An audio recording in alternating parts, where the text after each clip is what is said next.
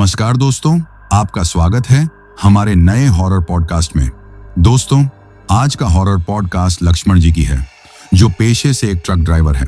तो चलिए अब यह कहानी लक्ष्मण जी के नजरिया से सुनते हैं।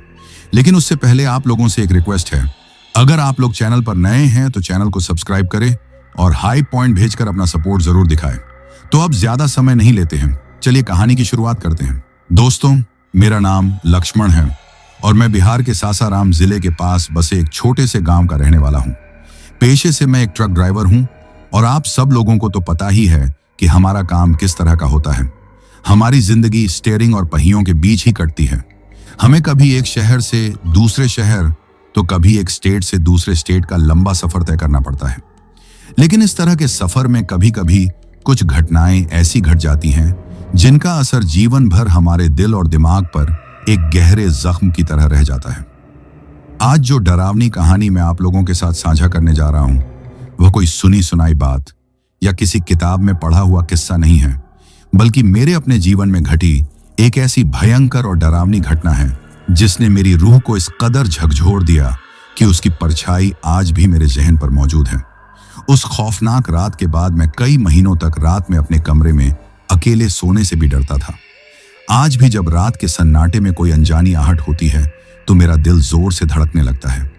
ये बात उन दिनों की है, आज से कोई 7-8 साल पुरानी होगी, जब मैं और मेरा खलासी सोनू, जो मेरे गांव का ही एक नौजवान लड़का था, एक डिलीवरी लेकर सासाराम से दिल्ली की तरफ जा रहे थे। सोनू सिर्फ मेरा खलासी नहीं था, वो मेरे छोटे भाई जैसा था। गांव में हम दोनों का घर आसपास ही था और उसके बाबूजी, जिन्हें मैं काका कहकर बुलाता था, उन्होंने ही उसे मेरे भरोसे भेजा था कि शहर में जाकर 4 पैसे कमाएगा और दुनियादारी सीखेगा। वो कोई 17 से 18 साल का लड़का था। खून में गर्मी थी, आंखों में सपने थे और दुनिया देखने का एक अजीब सा शौक था। उसे ट्रक की ऊंची सीट पर बैठकर गुजरते हुए शहरों, खेतों और लोगों को देखना बड़ा अच्छा लगता था। वो अक्सर मुझसे कहता, लक्ष्मण भाई, एक दिन मैं भी अपनी ट्रक खरीदूंगा और पूरी दुनिया घूमूंगा। उसकी मासूम बातों पर मुझे प्यार भी आता था और हंसी भी। हम दोनों के अलावा उस बड़े से ट्रक में कोई तीसरा नहीं था। अगर कुछ था तो वो था ट्रक के पीछे तिरपाल से कसकर बंधा हुआ परचून का ढेर सारा सामान। सफर की शुरुआत बड़े ही हंसी मजाक और जोश के साथ हुई थी। दिल्ली की तरफ जाने वाले उस हाईवे पर हमारा ट्रक हवा से बातें कर रहा था। केबिन के पुराने से टेप रिकॉर्डर में भोजपुरी गाने बज रहे थे और सोनू अपनी सुरीली बेसुरी आवाज में उनके साथ गाने की कोशिश कर रहा था। वो मुझे गांव की नई पुरानी बातें बता रहा था, हंसा रहा था और अपनी होने वाली शादी के सपने सुना रहा था। रास्ता बड़ी आसानी से कट रहा था। जैसे जैसे दिन ढल रहा था और सूरज पश्चिम में डूब रहा था, आसमान में सिंदूरी रंग फैलने लगा।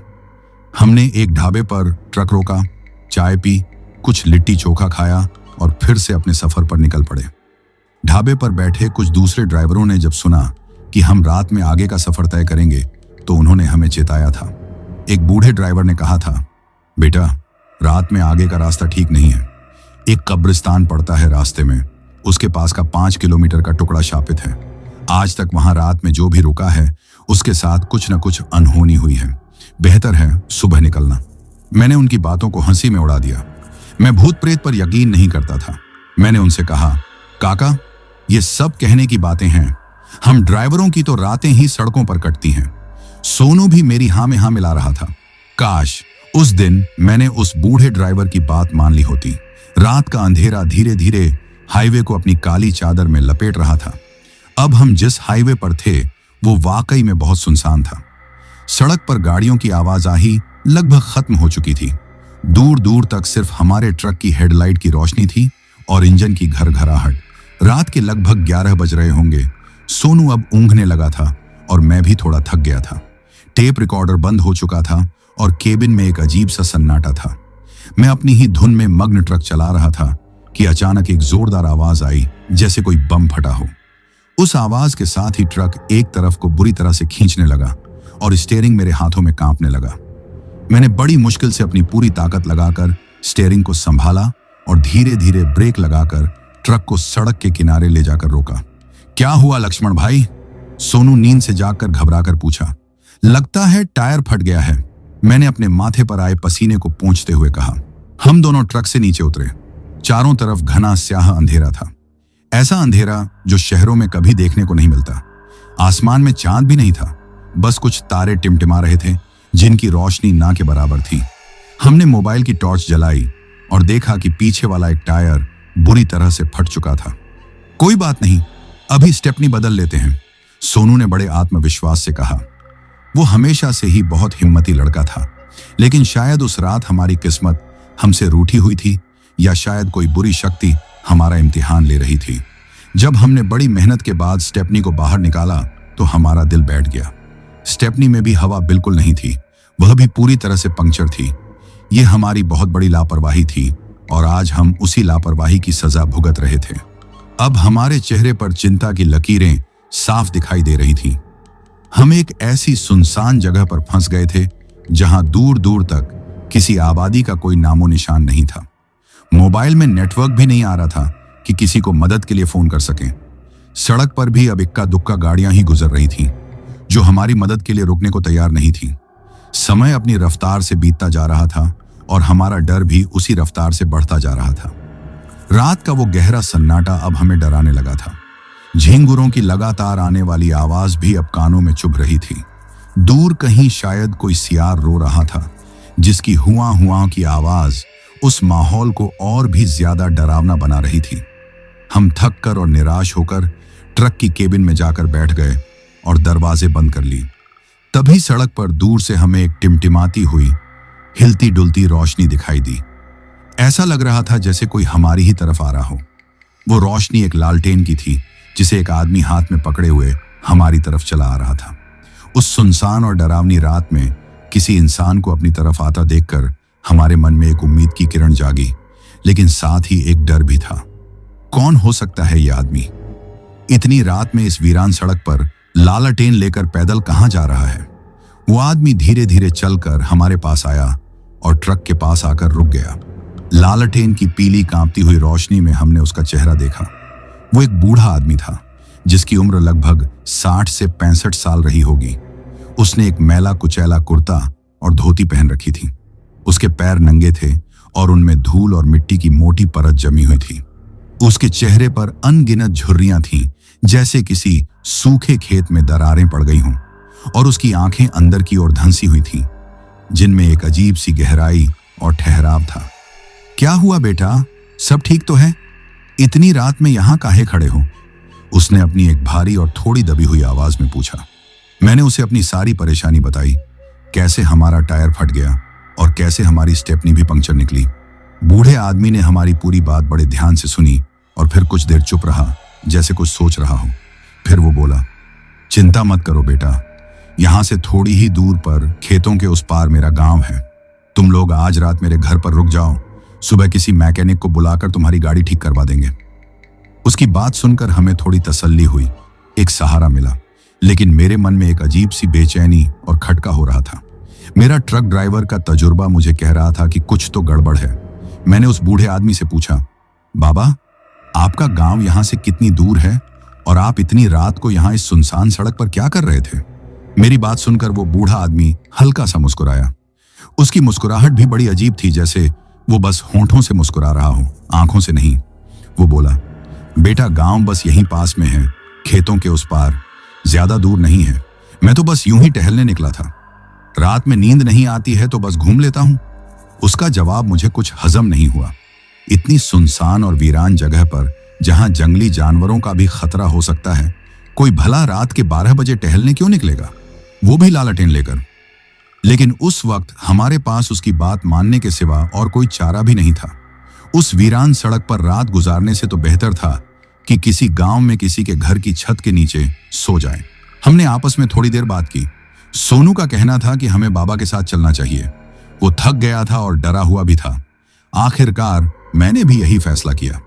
हमने अपने ट्रक को वहीं सड़क के किनारे अच्छी तरह से लॉक कर दिया और उस बूढ़े आदमी के पीछे चल दिए।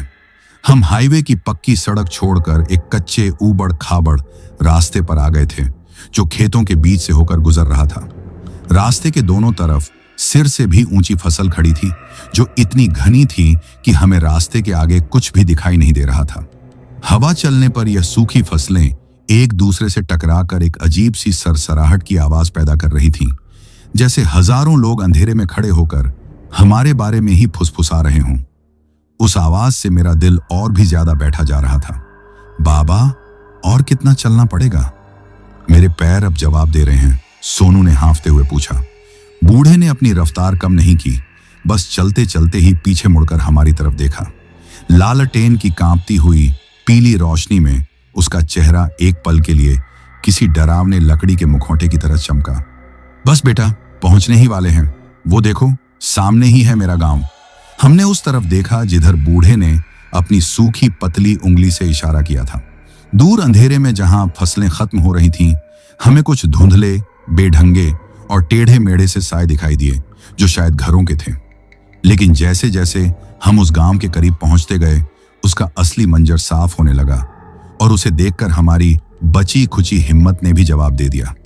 वो कोई आम गांव नहीं था, बल्कि किसी उजड़े हुए चमन या किसी भुताहा शहर का एक छोटा सा नमूना लग रहा था।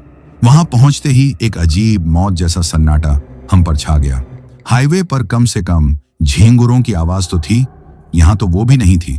गांव के ज्यादातर घर मिट्टी और गाड़े के बने हुए खंडहर थे, जिनकी दीवारें जगह जगह से टूट चुकी थीं और उन पर बड़ी बड़ी दरारें पड़ गई थीं। कई घरों की छतें तो पूरी तरह से गायब थीं। ऐसा लग रहा था जैसे सदियों से वहां कोई नहीं रहता हो। हवा में भी एक अजीब सी सड़न और सीलन की गंध घुली हुई थी। यह कैसा गांव है बाबा? यहां तो कोई रहता हुआ नहीं लग रहा, मैंने डरते डरते पूछा। बूढ़े ने एक लंबी गहरी सांस ली। सब छोड़कर चले गए बेटा, शहर की चकाचौंध में सब भाग गए। कहते हैं गांव में कुछ नहीं रखा, बस मैं और मेरी बुढ़िया ही बचे हैं यहां, अपनी जड़ों को, अपनी मिट्टी को पकड़े हुए। उसकी बात सुनने में तो बड़ी भावुक लग रही थी, लेकिन हमारा दिल और भी ज्यादा घबरा गया। मतलब हम एक ऐसे वीरान भुताहा गांव में आ गए थे जहां सिर्फ यह बूढ़ा और उसकी रहस्यमयी पत्नी रहते थे। बूढ़ा हमें गांव की तंग और अंधेरी गलियों से घुमाता हुआ लगभग बीचों बीच बने एक घर के सामने ले जाकर रुका। वो घर बाकी खंडहरों के मुकाबले थोड़ा बेहतर हालत में था। बूढ़े ने अपनी लालटेन दरवाजे के पास एक पत्थर पर रखी और दरवाजे पर जाकर 3 बार धीरे धीरे दस्तक दी। थोड़ी देर के इंतजार के बाद दरवाजा एक भयानक चरमराने की आवाज के साथ धीरे से खुला। दरवाजे के पीछे से एक बूढ़ी औरत ने बाहर झांका। वो भी उसी बूढ़े आदमी की तरह ही कमजोर, दुबली पतली और झुर्रियों से भरी हुई थी। उसकी आंखें भी अंदर की तरफ धंसी हुई थीं और अंधेरे में 2 खाली गड्ढों की तरह लग रही थी। वो हमें ऐसी अजीब और पैनी नजरों से देख रही थी जैसे हम कोई खाने की चीज हों और वो हमारा वजन तौल रही हो। मेहमान हैं हमारे, भगवानी। बेचारे बच्चों की गाड़ी खराब हो गई थी रास्ते में, बूढ़े ने कहा। बुढ़िया ने कुछ कहा नहीं, बस हमें अंदर आने का इशारा करने के लिए अपना सिर हिलाया। हम दोनों एक दूसरे का हाथ पकड़े बुरी तरह से झिझकते हुए उस डरावने घर के अंदर दाखिल हुए। जैसे ही हम अंदर गए, उसने दरवाजा बंद कर दिया। कुंडी लगने की आवाज आई और हमें लगा जैसे हम किसी किले में नहीं बल्कि किसी कब्र में जिंदा दफन हो गए हों। घर के अंदर का माहौल बाहर से भी ज्यादा डरावना और दम घोंटने वाला था। अंदर जल रही एक और लालटेन की धीमी पीली रोशनी में सब कुछ अजीब और भयानक लग रहा था। वो एक ही बड़ा सा कमरा था जिसके एक कोने में शायद रसोई थी, जिसे एक गंदे और फटे हुए पर्दे से अलग किया गया था। दीवारों पर मकड़ी के बड़े बड़े जाले लगे हुए थे और हवा में सीलन, धूल और किसी अनजानी मीठी सी बांस घुली हुई थी, जो मुझे बहुत अजीब लगी। बैठो बेटा, बैठो, बूढ़े ने एक चारपाई की तरफ इशारा करते हुए कहा, जिस पर धूल की एक मोटी चादर बिछी हुई थी। हम दोनों किसी डरे हुए जानवर की तरह एक दूसरे से सटकर उस एक ही चारपाई के कोने पर बैठ गए। वो बुढ़िया हमें लगातार घूरती हुई रसोई की तरफ चली गई। पर्दे के पीछे से बर्तनों के खटकने की आवाज तो आ रही थी, पर उसके साथ में एक और आवाज भी आ रही थी, एक बहुत ही अजीब, कुछ गीला और नरम पीसने जैसी आवाज। भूख तो हमें बहुत जोरों की लगी थी, लेकिन उस डरावने माहौल में हमारा कुछ भी खाने का जरा भी मन नहीं कर रहा था। लगभग आधा घंटा, जो हमें किसी आधी सदी जैसा लंबा महसूस हुआ, गुजरने के बाद वो बुढ़िया पर्दे के पीछे से बाहर निकली। उसके हाथ में मिट्टी की 2 गहरी थालियां थीं। थालियों में 2-2 हाथ की बनी मोटी और जली हुई रोटियां थीं और साथ में एक कटोरी में किसी सब्जी जैसी चीज थी, जिसका रंग कुछ अजीब सा गहरा काला भूरा था। उसमें से भाप उठ रही थी और उस भाप के साथ ही एक हल्की सी कच्ची, मीठी और खराब सी महक मेरे नथुनों से टकराई। खा लो बेटा, हमारे गांव का यह रूखा सूखा खाना शायद तुम लोगों को पसंद ना आए, बूढ़े ने एक अजीब सी झूठी हमदर्दी दिखाते हुए कहा। सोनू ने तो भूख के मारे झट से एक रोटी उठाई और उसका एक बड़ा सा टुकड़ा तोड़कर सब्जी में डुबोया और मुंह में भर लिया। पर अगले ही पल उसका चेहरा देखने लायक था। उसकी आंखें फैल गईं और उसने बड़ी मुश्किल से उसे निगला। ये सब्जी किस चीज की है अम्मा? उसने हिम्मत करके पूछ ही लिया। जंगली चीज है बेटा, जंगल से लाए हैं, हम लोग तो यही खाते हैं, इसमें बड़ी ताकत होती है। इस बार बूढ़े ने बड़ी सहजता से जवाब दिया। मैंने भी एक बहुत छोटा सा निवाला अपनी जुबान पर रखा। हे भगवान, उसका स्वाद ऐसा था जैसा मैंने आज तक अपनी पूरी जिंदगी में कभी नहीं चखा था। ऐसा लग रहा था जैसे किसी कड़वी दवा और किसी सड़ी हुई मीठी चीज को एक साथ पीसकर उसमें नमक मिर्च मिला दी हो। मेरे पूरे शरीर में कंपी सी दौड़ गई। हम दोनों बस खाने का नाटक करने लगे।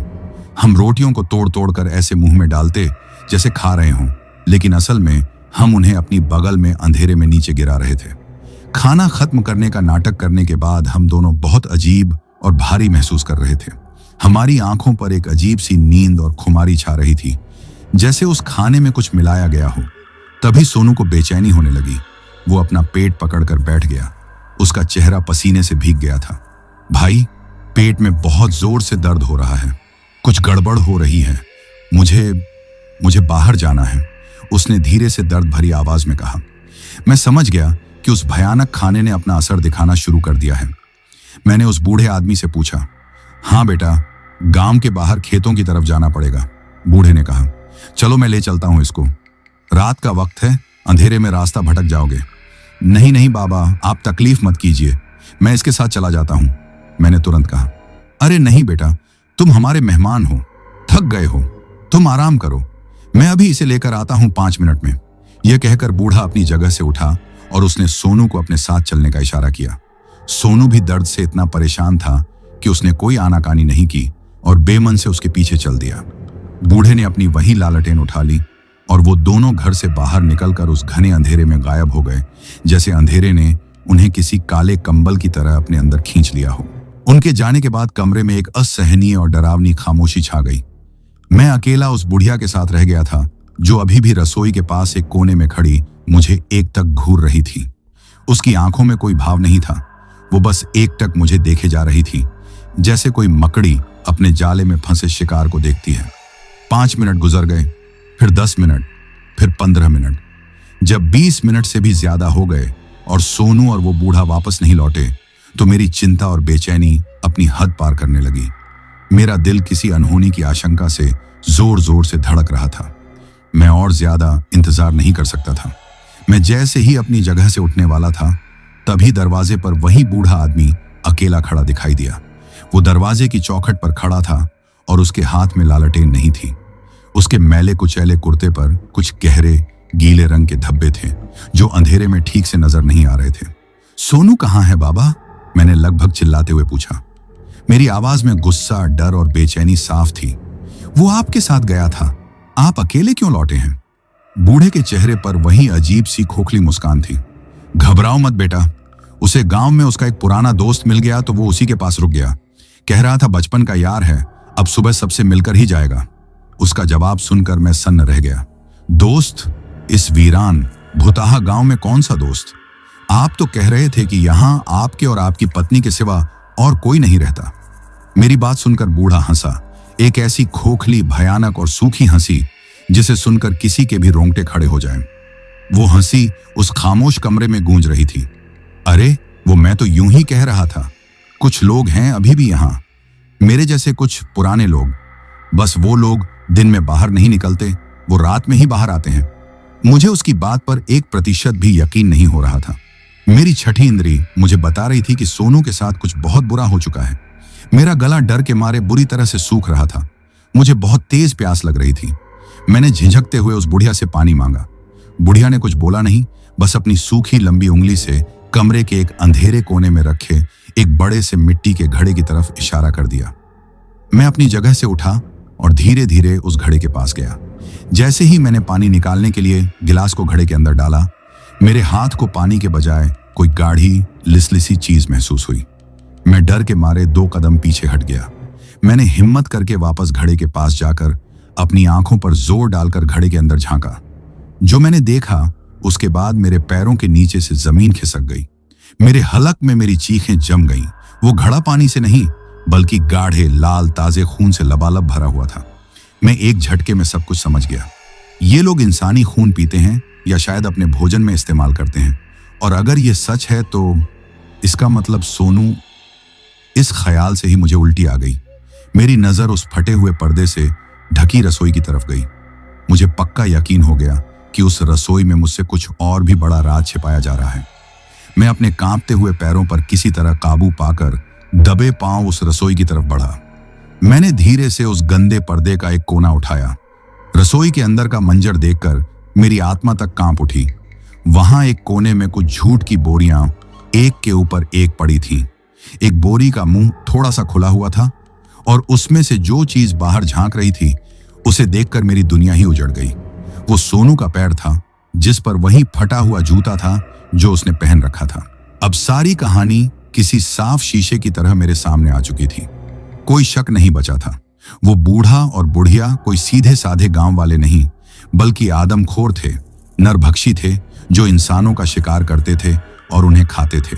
और मेरा दोस्त, मेरा छोटा भाई सोनू उनका शिकार बन चुका था। मुझे एहसास हो गया था कि अगर मैं यहां से अब भी इसी वक्त नहीं भागा तो मेरा भी वही हश्र होगा।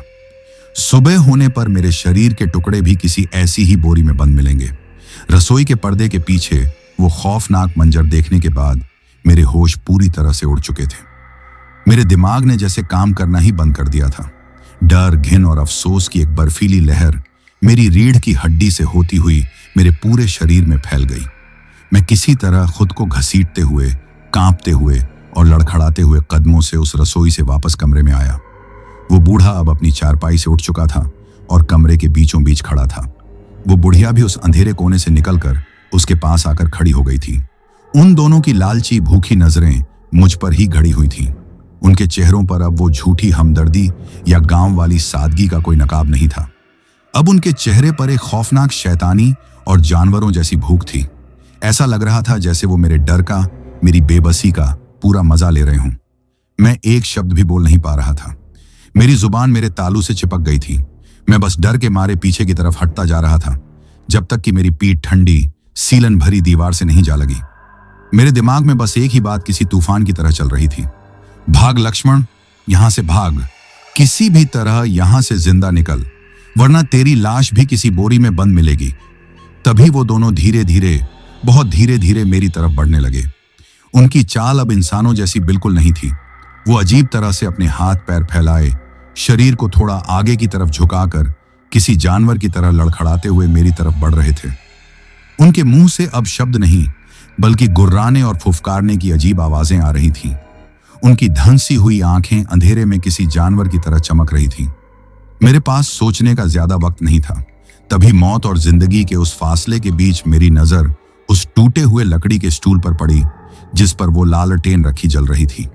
वही लालटेन जो हमें यहां तक लाई थी, और मुझे लगा कि शायद यही लालटेन मुझे यहां से बाहर भी निकाल सकती है। मैंने एक गहरी सांस ली, अपने अंदर की सारी बची खुची हिम्मत को इकट्ठा किया और ऐसा दिखाया जैसे मैं डर के मारे चक्कर खाकर जमीन पर गिरने वाला हूं। मैं अपने घुटनों पर बैठ गया। जैसे ही वो दोनों मुझ पर झपटने के लिए और तेजी से आगे बढ़े, ये सोचकर कि शिकार अब पूरी तरह से बेदम हो चुका है, मैंने अपनी पूरी ताकत से अपने ट्रक चलाने वाले मजबूत पैर से उस स्टूल पर एक जोरदार लात मार दी।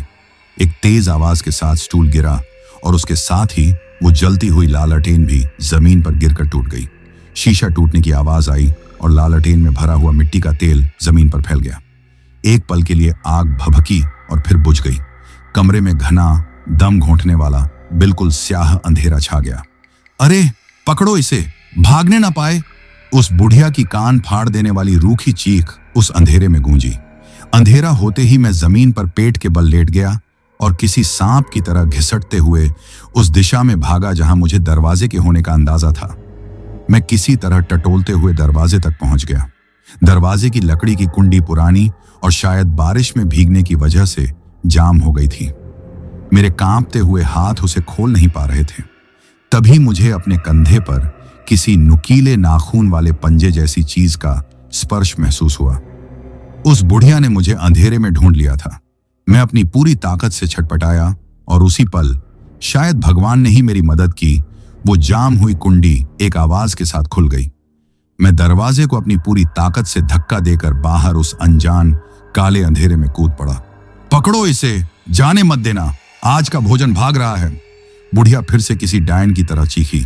उसकी वो भयानक चीख उस पूरे वीरान भुताहा गांव में गूंज रही थी। और इस बार वो अकेली नहीं थी। उसकी चीख के जवाब में मुझे लगा जैसे गांव के बाकी खंडहर हो चुके घरों से भी कोई उस आवाज का जवाब दे रहा है। मुझे कई और गुर्राहटों और फुसफुसाहटों की धीमी धीमी आवाजें सुनाई देने लगी। उन टूटे फूटे खंडहर हो चुके घरों के काले दरवाजों और टूटी खिड़कियों से और भी इंसानी साए निकलकर मेरी तरफ बढ़ने लगे थे। वो सिर्फ 2 नहीं थे, वो 20 थे। पूरा का पूरा गांव ही जाग गया था। कोई लंगड़ा कर चल रहा था, कोई जमीन पर घिसट रहा था, कोई झुका हुआ था, और वो सब भूखे थे। उनकी अनगिनत आंखें अंधेरे में जुगनुओं की तरह मेरी तरफ चमक रही थीं। मैं उस एक घर के जाल से निकलकर एक बहुत बड़े पिंजरे में आ फंसा था। एक ऐसा पिंजरा जिसका हर कोना, हर रास्ता मौत की तरफ ही जाता था। मैं उस भुताहा गांव की कच्ची और अंधेरी गलियों में किसी पागल, घायल जानवर की तरह बेतहाशा दौड़ रहा था। मेरे फेफड़े जैसे आग की भट्टी में जल रहे थे। मेरी हर सांस के साथ मेरे सीने में हजारों सुइयां चुभ रही थीं। मेरे पीछे अब वो 2 आदमखोर नहीं, बल्कि उनकी पूरी की पूरी भूखी जमात थी, जो किसी खूंखार भूखे भेड़िए के झुंड की तरह मेरा पीछा कर रही थी। उनकी गुर्राहटों और दानवी चीखों का वो भयानक शोर मेरे कानों में पिघले हुए शीशे की तरह उतर रहा था। मैं पागलों की तरह अपने दिमाग पर जोर डालकर यह याद करने की कोशिश कर रहा था कि हम किस रास्ते से गांव के अंदर आए थे। तभी मेरे दिमाग में बिजली की तरह एक बात कौंधी।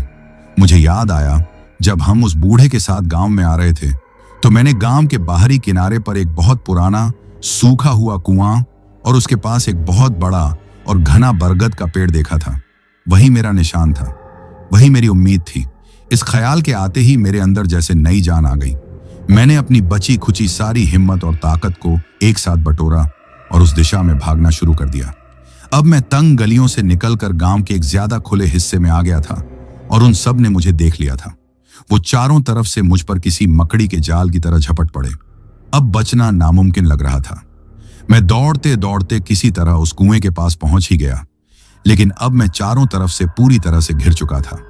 तभी मैंने हिम्मत दिखाते हुए अपनी जान बचाने की आखिरी कोशिश में जमीन से एक बड़ा सा भारी पत्थर उठाया।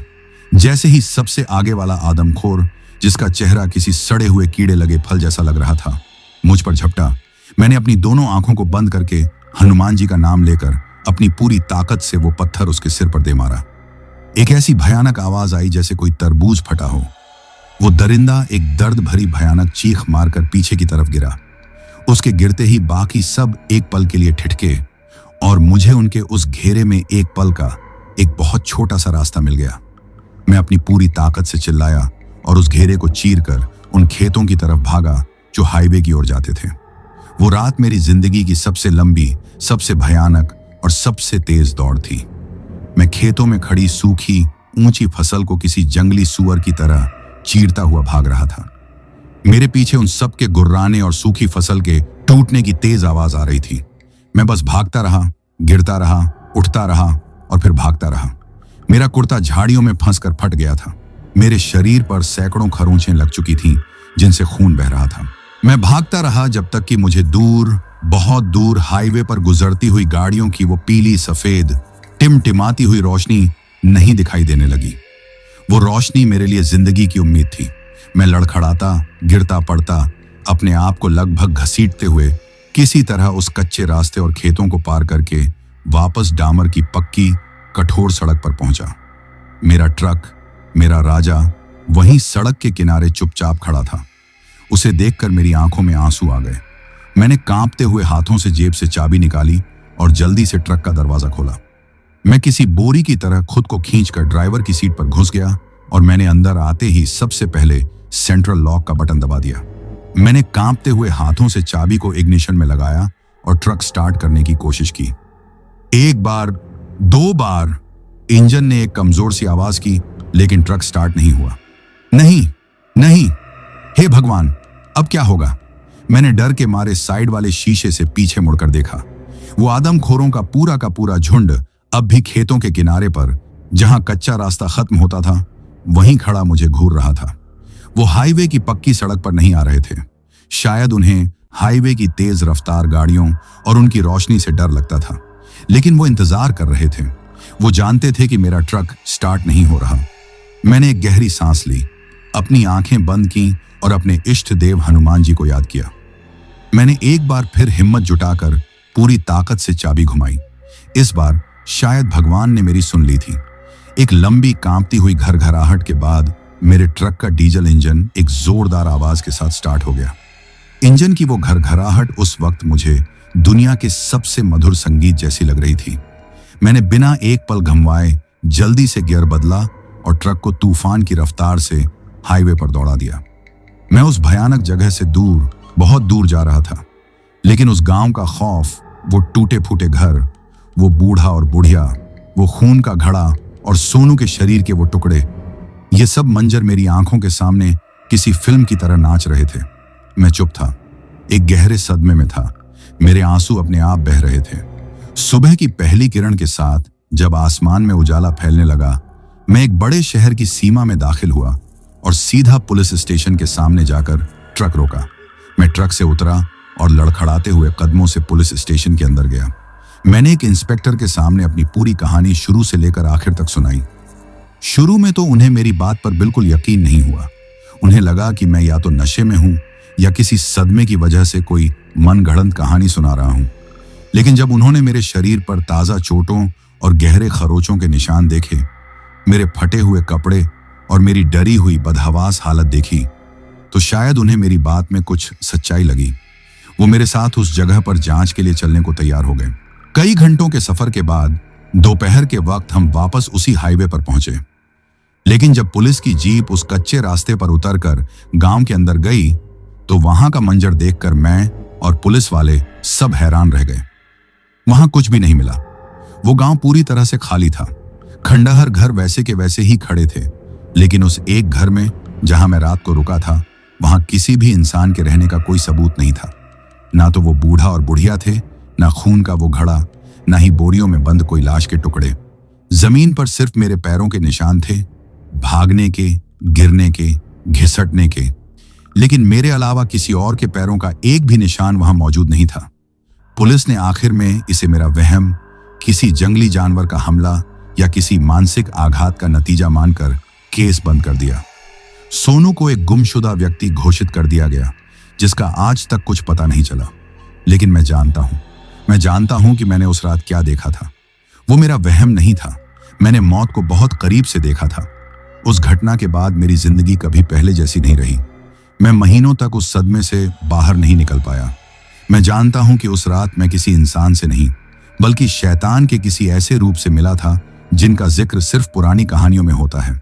और मेरा दोस्त सोनू उसी शैतान की अंधेरी दुनिया में हमेशा के लिए खो गया।